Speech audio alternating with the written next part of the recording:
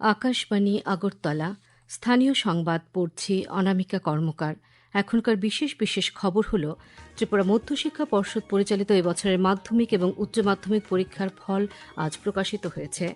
মুখ্যমন্ত্রী অধ্যাপক ডাক্তার মানিক সাহা বলেছেন, রাজ্য সরকার স্বচ্ছতা বজায় রেখে নিয়োগ প্রক্রিয়া চালিয়ে যাচ্ছে। চলতি বছরের মার্চ মাস পর্যন্ত ন্যাশনাল পেনশন সিস্টেম অর্থাৎ এনপিএস এর আওতায় নথিভুক্ত সুবিধাভোগীর সংখ্যা বেড়ে দাঁড়িয়েছে 2,17,00,000। আকাশবাণীর 90তম প্রতিষ্ঠা বার্ষিকী উপলক্ষে আজ নতুন দিল্লিতে ম্যারাথনের আয়োজন করা হয়। ত্রিপুরা মধ্যশিক্ষা পর্ষদ পরিচালিত এবছরের মাধ্যমিক এবং উচ্চ মাধ্যমিক পরীক্ষার ফল আজ প্রকাশিত হয়েছে। এবছর মাধ্যমিক পরীক্ষায় পাশের হার 84.18%, উচ্চ মাধ্যমিক পরীক্ষায় পাশের হার 79.33%। পর্ষদ সভাপতি ড ধনঞ্জয় গণচৌধুরী আজ আগরতলায় সাংবাদিক সম্মেলনে ফলাফল প্রকাশ করে জানান, এবছর মাধ্যমিক পরীক্ষায় মোট পরীক্ষার্থী ছিল 32,184 জন। এর মধ্যে পাশ করেছে 27,094 জন। উচ্চ মাধ্যমিক পরীক্ষায় মোট পরীক্ষার্থী ছিল 26,502 জন। এর মধ্যে পাশ করেছে 21,024 জন। মাধ্যমিক পরীক্ষায় পাশের নিরিখে মহকুমা ভিত্তিক সেরা ফলাফল হয়েছে করবুক মহকুমায়। পাশের হার 97.91%। এবছর মাধ্যমিক পরীক্ষায় মোট 271টি বিদ্যালয়ে পাশের হার 100%। মাধ্যমিক সমতুল্য মাদ্রাসা আলিম পরীক্ষায় মোট পরীক্ষার্থীর সংখ্যা ছিল 141 জন। এর মধ্যে পাশ করেছে 128 জন।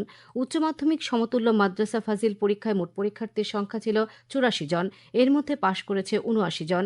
উচ্চ মাধ্যমিক পরীক্ষার ফলাফলের নিরিখে মহকুমা ভিত্তিক সেরা ফলাফল করেছে জম্পুই জলা মহকুমা। ছাত্রছাত্রীদের পাশের হার 98.16%। এবছর উচ্চ মাধ্যমিক পরীক্ষায় 62টি বিদ্যালয়ে পাশের হার 100%।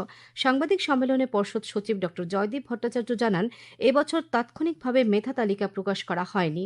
পরবর্তী সময়ে রিভিউ প্রক্রিয়া ও বছর বাঁচাও পরীক্ষার ফলাফল প্রকাশের পর প্রথম 10 জনের মেধা তালিকা প্রকাশ করা হবে। মুখ্যমন্ত্রী অধ্যাপক ডাক্তার মানিক সাহা বলেছেন, রাজ্য সরকার স্বচ্ছতা বজায় রেখে নিয়োগ প্রক্রিয়া চালিয়ে যাচ্ছে। আজ আগরতলার প্রজ্ঞা ভবনে এক অনুষ্ঠানে রাজস্ব, স্বাস্থ্য এবং নির্বাচন দপ্তরের মোট 115 জনকে নিয়োগপত্র প্রদান অনুষ্ঠানে তিনি এই কথা বলেন। তিনি নবনিযুক্ত কর্মচারীদের উদ্দেশ্যে বলেন, কর্মচারীরা সাধারণ মানুষের কাছে নিষ্ঠার সঙ্গে দায়িত্ব নিয়ে পরিষেবা পৌঁছে দিলে এক ত্রিপুরা শ্রেষ্ঠ ত্রিপুরা গড়ে তোলা সম্ভব। স্বচ্ছতা বজায় রেখে নিষ্ঠার সঙ্গে কর্মচারীদের কাজ করতে আবেদন জানিয়েছেন মুখ্যমন্ত্রী। মুখ্যমন্ত্রী অধ্যাপক ডাক্তার মানিক সাহা বলেছেন, রাজ্যে বিভিন্ন ক্ষেত্রে বিনিয়োগের জন্য বহু বিনিয়োগকারী আগ্রহ প্রকাশ করছেন। সেই ক্ষেত্রে রাজ্যে নতুন নতুন শিল্প স্থাপিত হলে কর্মসংস্থানের বিরাট সুযোগ সৃষ্টি হবে। আজ সচিবালয়ে ইনভেস্টমেন্ট প্রমোশন এজেন্সি অফ ত্রিপুরার গভর্নিং বডির বৈঠকে তিনি এই কথা বলেন। তিনি বিশেষভাবে জনজাতি অধ্যুষিত এলাকার যুবক যুবতীদের প্রসঙ্গ উল্লেখ করে বলেন, তাদের মধ্যেও মেধা ও দক্ষতার কোনো অভাব নেই। এই দক্ষতাকে আরও উন্নত ও কার্যকরভাবে কাজে লাগাতে পারলে রাজ্যের প্রান্তিক এলাকাতেও শিল্প গড়ে তোলার বিরাট সম্ভাবনা রয়েছে। বৈঠকে সাবরুমের জলেফায় বিশেষ অর্থনৈতিক অঞ্চলে শিল্প স্থাপনের বিভিন্ন প্রস্তাব নিয়ে বিস্তারিত আলোচনা হয়। পাশাপাশি ধলাই জেলার কুলাইয়ে সরকারি বেসরকারি অংশীদারিত্বের ভিত্তিতে 50টি এমবিবিএস আসন বিশিষ্ট একটি মেডিকেল কলেজ স্থাপনের বিষয়েও আলোচনা হয়। প্রবীণ বিজেপি নেতা শুভেন্দু অধিকারী আজ পশ্চিমবঙ্গ বিজেপি পরিষদীয় দলের নেতা নির্বাচিত হয়েছেন। আজ কলকাতায় অনুষ্ঠিত পরিষদীয় দলের বৈঠকে স্বরাষ্ট্রমন্ত্রী অমিত শাহ আনুষ্ঠানিকভাবে শুভেন্দু অধিকারীর নাম ঘোষণা করেন। পশ্চিমবঙ্গে নতুন বিজেপি সরকারের শপথ গ্রহণ অনুষ্ঠান আগামীকাল কলকাতার ব্রিগেড প্যারেড গ্রাউন্ডে অনুষ্ঠিত হবে। উপস্থিত থাকবেন প্রধানমন্ত্রী নরেন্দ্র মোদী, স্বরাষ্ট্রমন্ত্রী অমিত শাহ। মুখ্যমন্ত্রী অধ্যাপক ডাক্তার মানিক সাহা সহ বিজেপি শাসিত রাজ্যের মুখ্যমন্ত্রীগণও শপথ গ্রহণ অনুষ্ঠানে উপস্থিত থাকবেন। অপারেশন সিন্দুরের প্রথম বর্ষপূর্তি উপলক্ষে রেড শিল্ড ডিভিশন ও স্পেয়ার কর্পসের উদ্যোগে আগরতলার বিভিন্ন স্থানে নানা কর্মসূচি পালিত হয়েছে। এর অঙ্গ হিসেবে সরকারি আর্ট অ্যান্ড ক্রাফট কলেজ ও এমবিবি কলেজে আয়োজিত বিশেষ অধিবেশনে পড়ুয়াদের এই অভিযানের রণকৌশল ও বীরগাথা সম্পর্কে অবগত করা হয়। অ্যালবার্ট এক্কা যুদ্ধ স্মারক সহ শহরের প্রধান কেন্দ্রগুলিতে প্রদর্শনীর মাধ্যমে ভারতীয় সেনা সামান্য সাফল্য ও দেশপ্রেমের চেতনাকে তুলে ধরা হয়েছে। খাদ্যমন্ত্রী সুশান্ত চৌধুরী বলেছেন, রাজ্যে গণবন্টন ব্যবস্থাকে আরও সুসংহত করতে রাজ্য সরকার আন্তরিক প্রয়াস চালিয়ে যাচ্ছে। সরকারের লক্ষ্য রাজ্যের সর্বস্তরের জনগণের কাছে গণবন্টন ব্যবস্থার সুফল পৌঁছে দেওয়া। আজ আগরতলার প্রজ্ঞাভবনে খাদ্য দপ্তর আয়োজিত নিরাপদ পণ্য, আত্মবিশ্বাসী ভোক্তা শীর্ষক এক সেমিনারে বক্তব্য রাখতে গিয়ে তিনি এই কথা বলেন। তিনি বলেন, গণবন্টন ব্যবস্থায় স্বচ্ছতা ও কার্যকারিতা নিশ্চিত করার জন্য ব্যবসায়ী এবং সরকারি কর্মকর্তাদের সম্মিলিত প্রচেষ্টা অপরিহার্য। তিনি রাজ্যের খাদ্য নিরাপত্তা ব্যবস্থা শক্তিশালী করতে এবং ভোক্তাদের স্বার্থ রক্ষায় সংশ্লিষ্ট সবাইকে একযোগে কাজ করার আহ্বান জানান। পাশাপাশি তিনি ন্যায্য মূল্যের দোকানের ডিলারদের সঙ্গে রাজ্যে গণবন্টন ব্যবস্থার কার্যকারিতা এবং নিত্য প্রয়োজনীয় পণ্যের সরবরাহ বিষয়ে এক পর্যালোচনা সভায় অংশগ্রহণ করেন। পর্যালোচনা সভায় খাদ্যমন্ত্রী রেশন ডিলারদের বিভিন্ন সমস্যা সম্পর্কে অবগত হন এবং সমস্যাগুলো থেকে উত্তরণের উপায় সম্পর্কে বিস্তারিত আলোচনা করেন। আগামীকাল 25শে বৈশাখ বিশ্বকবি রবীন্দ্রনাথ ঠাকুরের জন্মবার্ষিকী। এই উপলক্ষে রাজ্য জুড়ে নানা অনুষ্ঠানের আয়োজন করা হয়েছে। তথ্য সংস্কৃতি দপ্তরের উদ্যোগে আগামীকাল সকালে আগরতলার রবীন্দ্র কাননে কবি প্রণাম অনুষ্ঠানের আয়োজন করা হয়েছে। উপস্থিত থাকবেন শিল্প ও বাণিজ্যমন্ত্রী শান্তনা চাকমা, আগরতলা পৌর নিগমের মেয়র তথা বিধায়ক দীপক মজুমদার। ছন্দনী সাংস্কৃতিক সংস্থার উদ্যোগে রবীন্দ্র শতবার্ষিকী ভবন প্রাঙ্গণে আগামীকাল সকালে কবি প্রণাম অনুষ্ঠান উদযাপন করা হবে। এ খবর শুনছেন আকাশবাণী আগরতলা কেন্দ্র থেকে। আকাশবাণীর সংবাদের আপডেট পেতে লগ ইন করুন www.newsonair.com এবং নিউজ অন এআইআর অ্যাপ এবং টুইটার ও ফেসবুক প্ল্যাটফর্মে এআইআর নিউজ অ্যালার্টসে। ইউটিউবে লক্ষ্য করুন নিউজ অন এআইআর অফিসিয়ালে। এছাড়াও আকাশবাণী আগরতলা সংবাদ আপডেট পেতে দেখুন টুইটার বা এক্স হ্যান্ডেলে আকাশবাণী নিউজ আগরতলা, ফেসবুকে এআইআর নিউজ আগরতলা এবং ইউটিউবে আকাশবাণী নিউজ আগরতলা। চলতি বছরের মার্চ মাস পর্যন্ত ন্যাশনাল পেনশন সিস্টেম অর্থাৎ এনপিএস এর আওতায় নথিভুক্ত সুবিধাভোগীর সংখ্যা বেড়ে দাঁড়িয়েছে 2,17,00,000। পেনশন তহবিল নিয়ন্ত্রক ও উন্নয়ন কর্তৃপক্ষ দ্বারা নিয়ন্ত্রিত এই প্রকল্পটি অবসর গ্রহণের পর নাগরিকদের দীর্ঘমেয়াদী আর্থিক নিরাপত্তা প্রদান করে। এনপিএস এর অধীনে ব্যবস্থাপনাধীন সম্পদের পরিমাণ প্রায় 16 লক্ষ কোটি টাকায় পৌঁছেছে।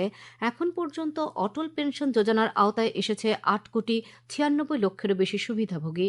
2015 সালের মে মাসে চালু হওয়া এই প্রকল্পের লক্ষ্য হল নাগরিকদের, বিশেষ করে অসংগঠিত খাতের কর্মীদের জন্য একটি সার্বজনীন সামাজিক সুরক্ষা ব্যবস্থা গড়ে তোলা। প্রকল্পটি 18 থেকে 40 বছর বয়সী ব্যক্তিদের জন্য উন্মুক্ত।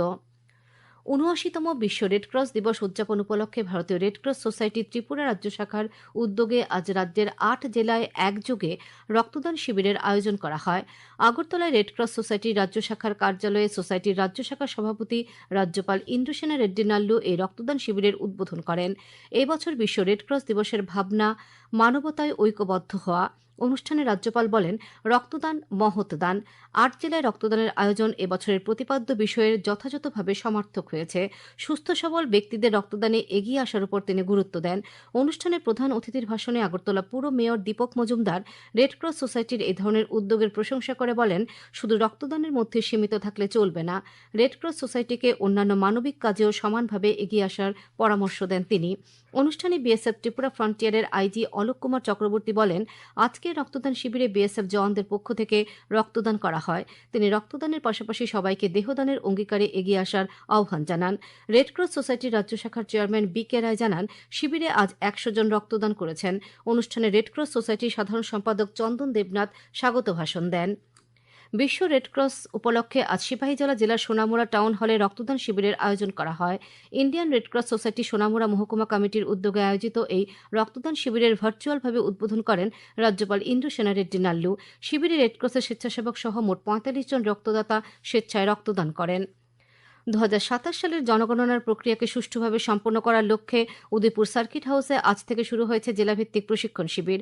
আজ 3 দিনব্যাপী শিবিরের প্রথম দিনে জনগণনার বিভিন্ন ডিজিটাল সংক্রান্ত বিষয়ে প্রশিক্ষণ দেন জাতীয় স্তরের প্রশিক্ষক শুভ্রজিৎ দেবরায়। কর্মশালার লক্ষ্য উদ্দেশ্য নিয়ে বক্তব্য রাখেন রাজ্য জনগণনা দপ্তরের অধিকর্তা রতন বিশ্বাস। শিবিরে উপস্থিত ছিলেন অতিরিক্ত 2 জেলাশাসক সুভাষ আচার্য ও সঞ্জীব দেববর্মা। গোমতী জেলার উদয়পুর, অমরপুর ও করবুক মহকুমার মহকুমা শাসক, 8টি ব্লকের ব্লক আধিকারিক ও জনগণনার কাজে নিযুক্ত আধিকারিকগণ। আকাশবাণীর 90তম প্রতিষ্ঠা বার্ষিকী উপলক্ষে আজ নতুন দিল্লিতে ম্যারাথনের আয়োজন করা হয়। আকাশবাণী, দূরদর্শন এবং প্রসার ভারতীর কর্মচারীরা সপরিবারে ম্যারাথনে অংশ নেন। অনুষ্ঠানে উপস্থিত ছিলেন প্রসার ভারতীর সিইও গৌরব দ্বিবেদী এবং আকাশবাণীর মহানির্দেশক রাজীব কুমার জৈন। আকাশবাণীর ৯০ বছর পূর্তি উপলক্ষে আগামী ১৫ই মে শুক্রবার সন্ধ্যা ৬টায় আগরতলা সুকান্ত একাডেমিতে একটি বিশেষ শাস্ত্রীয় সঙ্গীতানুষ্ঠান আয়োজিত হতে চলেছে। আকাশবাণী আগরতলা আয়োজিত এই মনোজ্ঞ অনুষ্ঠানে সবার প্রবেশ অবাধ।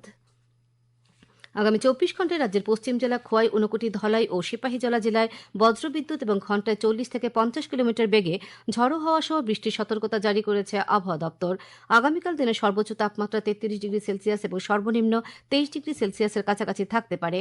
আজ দিনের সর্বোচ্চ তাপমাত্রা ছিল ৩৪.৪ ডিগ্রি সেলসিয়াস এবং সর্বনিম্ন ২৪.৪ ডিগ্রি সেলসিয়াস। শেষ করার আগে বিশেষ খবর আরেকবার।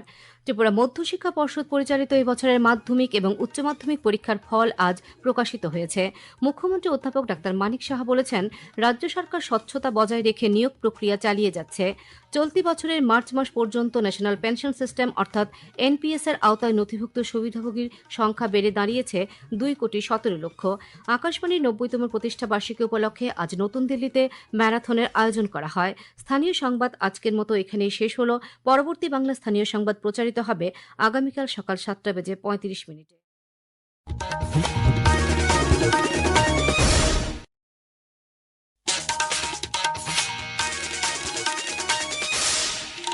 আকাশবাণী কলকাতা